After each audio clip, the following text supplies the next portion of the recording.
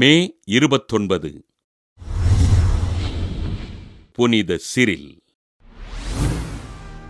செசரியா நாட்டில் வாழ்ந்த கிறிஸ்துவை ஏற்று திருமுழுக்கு பெற்றிருந்த தாயாருக்கும் கிறிஸ்துவத்தினை ஏற்றுக்கொள்ள மறுத்த தந்தைக்கும் கிபி 2ஆம் நூற்றாண்டில் மகனாக பிறந்தார் சிரில்.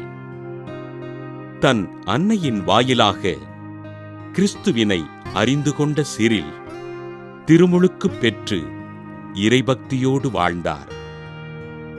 கிறிஸ்துவினை ஏற்றுக்கொண்டதினால் தன் தந்தையினால் பல்வேறு துன்பங்களுக்கு ஆட்படுத்தப்பட்ட சிரில் கிறிஸ்தவ விசுவாசத்தில் உறுதியோடு இருந்ததினால் வீட்டை விட்டு வெளியேற்றப்பட்டார்.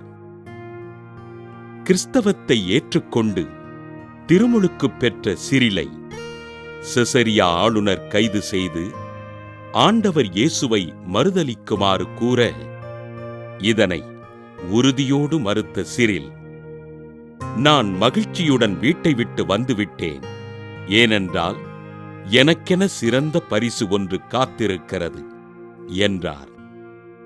உரோமை தெய்வத்தினை ஏற்க மறுப்பு தெரிவித்ததால் ஆளுநரால் பல்வேறு துன்பங்களை அனுபவித்த சிரில், நான் கிறிஸ்துவை நம்புவதால் தண்டனை அனுபவிப்பதில் எனக்கு மகிழ்ச்சியே என்று கூறினார்.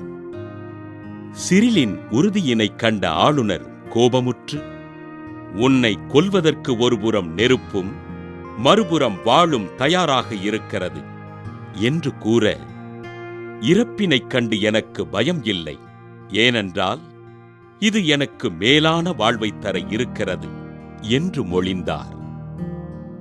ஆண்டவரை அன்பு செய்து இறைபக்தியோடு வாழ்ந்த சிரில் கிபி 251ஆம் ஆண்டு செசரியாவின் ஆளுநரால் தலை வெட்டப்பட்டு படுகொலை செய்யப்பட்டார். ஆண்டவர் இயேசுவினை மறுதலிக்க மறுத்து கிறிஸ்தவ விசுவாசத்தில் உறுதியோடிருந்த சிரிலை திரு அவை புனிதராக உயர்த்தி போற்றியது.